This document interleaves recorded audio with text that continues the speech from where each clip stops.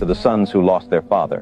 When he was gone, you stepped up, not because you were ready, but because you had to. You became the protector, the provider, the one your family leaned on. It wasn't a role you asked for, but you took it on with quiet determination. Without his guidance, you had to figure out how to be a man on your own. You sacrificed your dreams to ensure your siblings could chase theirs. The weight of being the man of the house was heavy, but you carried it with unwavering strength. You put your family first, often pushing your own needs aside. His absence hurt, but it also shaped your resilience. Through the pain, you found courage.